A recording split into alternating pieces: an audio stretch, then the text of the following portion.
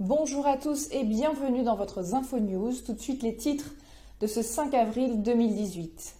Un drame s'est produit ce matin dans une maison située à proximité du lycée Vubel à la Saline à Saint-Paul.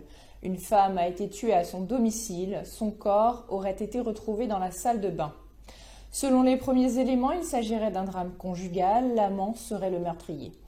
L'identification criminelle, les gendarmes et les pompiers sont sur place. Un autre corps a été retrouvé un peu plus loin, à Villèle. Aucun lien n'est pour l'instant établi entre les deux découvertes. Le maire de Saint-Paul, Joseph Sinimalé, s'est également rendu sur les lieux. Retour en images avec Ludovic Grondin. Je n'en sais pas plus. De ce pas, je m'y rendrai à Villèle pour vérifier les faits.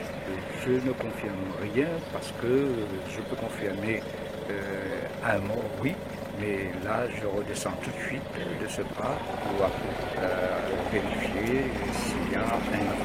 Je connais bien la famille parce que je suis né à la Saline, j'ai grandi à la Saline, je suis né à quelques mètres de là, derrière la mairie de la Saline, donc je connais très bien la famille.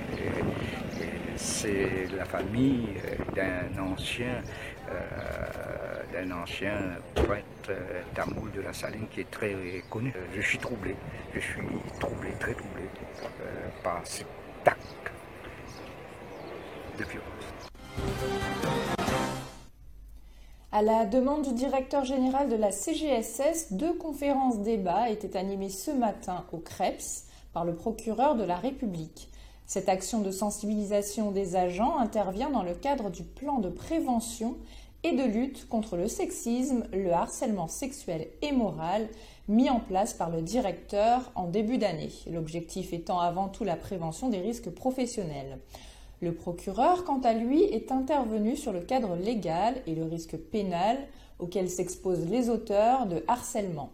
Une première à La Réunion qui intéresse de nombreuses institutions et chefs d'entreprise. Emmanuelle Waro-Sautière, directrice déléguée de la CGSS, au micro de Laurence Gilibert.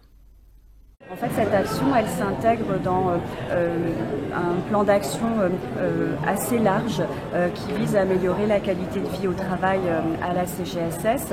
Et dans ce cadre-là, nous avons un axe qui porte sur la lutte contre le sexisme et le harcèlement, qui est un domaine que nous avons investi avec notre CHSCT et qui va nous permettre de déployer toute l'année des conférences, des quiz, de la formation également, des managers, des salariés sur ce thème. Donc, ça, c'est un premier axe de travail, mais qui s'inscrit, comme je vous disais, dans une politique plus large, puisque cette année, nous engageons un certain nombre de chantiers pour améliorer les conditions de travail à la caisse.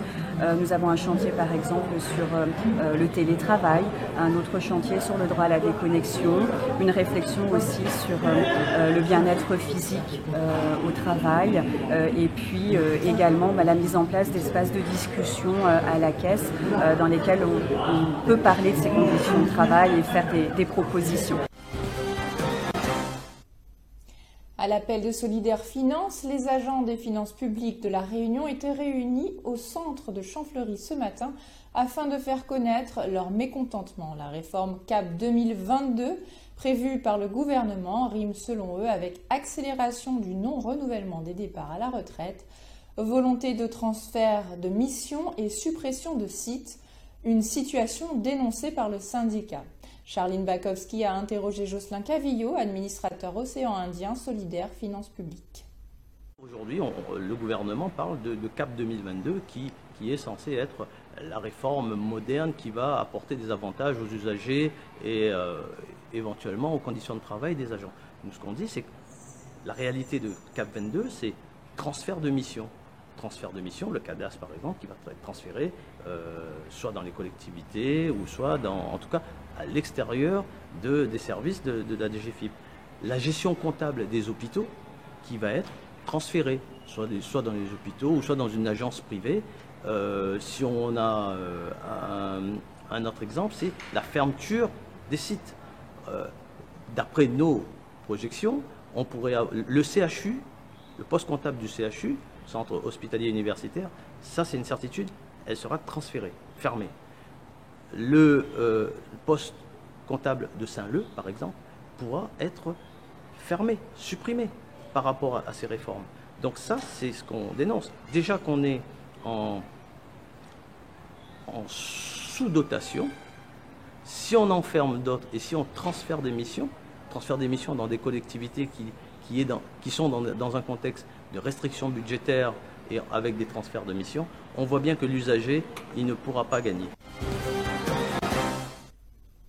La mairie de Saint-Paul a démarré les travaux de protection de l'esplanade des Roches Noires. Après autorisation des services de la DEAL pour une intervention sur le domaine public maritime, la commune de Saint-Paul a commencé les travaux de réalisation d'une carapace constituée de blocs rocheux de 1 à 3 tonnes sur environ 20 mètres linéaires de l'esplanade.